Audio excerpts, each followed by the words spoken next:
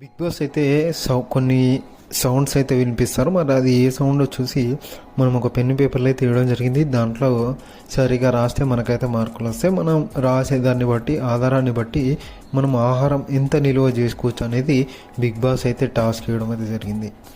అయితే దీంట్లో Vishnupriya and Sita versus Yashmi కూడా సౌండ్స్ నిర్వహించడం అనేది జరుగుతుంది. ఆ తర్వాత బిగ్ బాస్ సీతతో మాట్లాడుతూ, సీత మంకీ గాడిద ఎలా అరుస్తాయో చెప్పు అంటూ అడగడం అయితే జరిగింది.